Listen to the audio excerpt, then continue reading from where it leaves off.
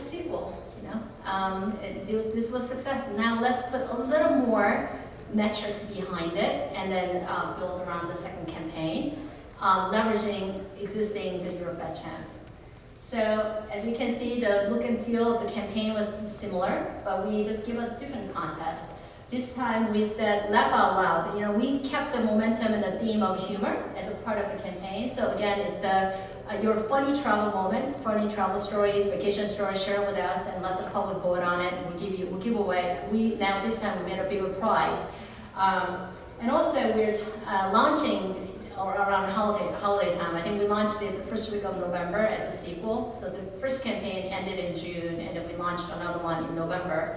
And holiday season is coming up. It's a seasons of giving. So let's do some charity component so that people can come back and visit us.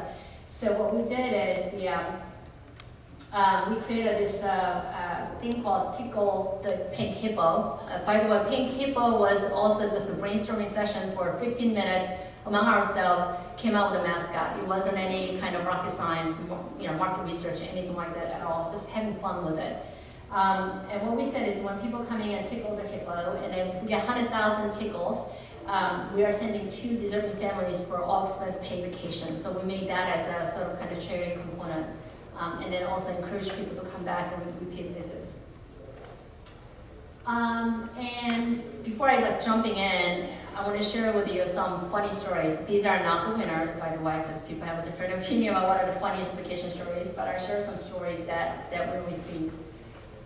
This one, I'm going to read it verbatim, what they submitted. My wife and I were at an all-inclusive in the Dominican Republic, a Spanish-speaking island. Each night on the buffet, the play cards in front of the entree items were in various disarray. Often the mid-dish items had a wrong name in English for the meat. For example, ham would have a name tag of roast beef. A turkey, turkey would have actually turkey play card when it was actually a chicken. So one night, the cooks must have given up trying to translate and simply put on a play card which is said animal. Either it was lost in translation or was unidentified meat, but we ate it anyway and we enjoyed it. It's one of the stories that we received. Another one, something. While on a cruise in the Caribbean with my mother and 2 nieces, we docked in Nassau for the day. We decided to take a driven tour of the island in a passenger van with several other couples. On the way back, we passed a billboard that they advertised for the practicing safe sex. That's exactly a photo that user submitted. It read, "Protect your things, use your rubber every time."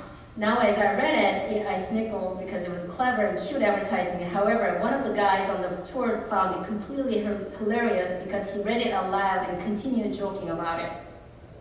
Thinking nothing of it, we are boarding the ship, and the cruise attendant greets us and stoops down and asks my 5-year-old niece if she had a good time, to which she tells him, "You got to protect your things, use a rubber every time." I had my eyes and mouth the size of saucers as I couldn't decide between bursting into laughter or dying of embarrassment. And of course, it got worse when she asked him for a rubber to protect the necklace I had purchased for her while on the trip. You guys want to hear one more story?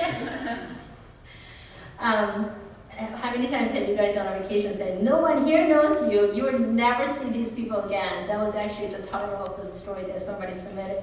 My husband and I went to Cancun, Mexico, to a resort that was topless. We are from Georgia. I had never been to anything like that and was nervous. My husband talked me into going topless. He said, "No one here knows you, you'll never see these people again." We stayed by the pool all day and had a lot of fun. The next morning, I went to the gift shop for a magazine, and this lady came over and said, "My husband saw you at the pool yesterday and recognized you." I almost fainted. I work with the school system and travel from school to school. He was a teacher at one of the schools I visit. I could not believe this. When school started again, I had a meeting at his school about a student, and guess who was the first person I saw when I walked in to the meeting? He just had a big smile on his face, and I was beside myself. Vacation was never mentioned, but I still have a hard time looking him in the eyes. So that's right.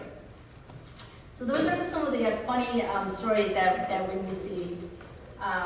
And then again, this time we spent a little money. The initial one we spent, I would say $500-600 for marketing.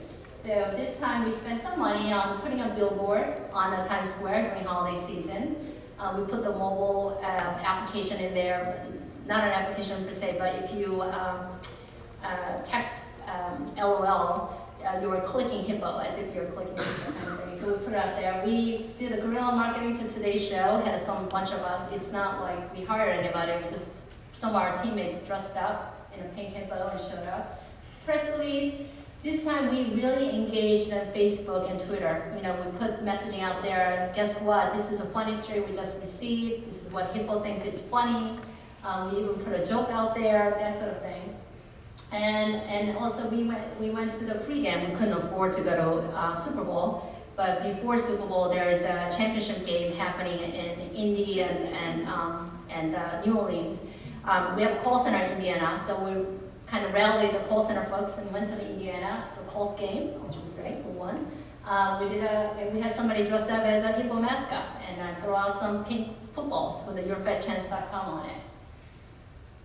This was the result, you know, so it jumped, and it jumped even more than what we did in the first time, in addition to what we've done, and so branded term search frequency jumped by 72% during campaign period, and the conversions also jumped, this time 170%, and traffic increased by 98%, and then we had over 330 email links to the campaign website, which we haven't done any kind of effort spending money at all. It just went viral.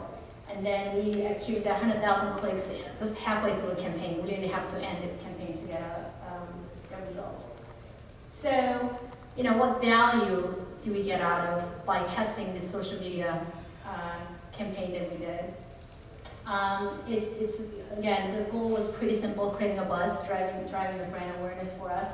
But we set the measurement criteria, and really the traffic, opt-ins, the frequency went up, the conversions went up. It's triple digits it went up. But you know, how sustainable are they? It's just one-time wonder. When you do a campaign, it goes up and it dies out. So that was kind of the question that we had among ourselves. And then here's the results. You know, before the campaign, it really jumped the moment when we launched it in terms of average of pre-campaign, post-campaign of a branded search that folks are doing on Google. And then when we did a second campaign, same thing, it jumped again on top of what we did. So we absolutely see a value with the sustainability of what we've done and created a thing. And really for us, the game changer was several things. One is, now with this campaign under our belt, it just became a part of our, by totally default, totally by accident. Now people became like a sort of our mascot for our brand name. Internally, it's very, very popular. And anybody you ask Wyndham worldwide, when you say pink hippo, they automatically say that's EVR, which was a huge kudo for us. And social channels. It just became part of our ongoing communication vehicle, as well as advertising marketing, and it's part of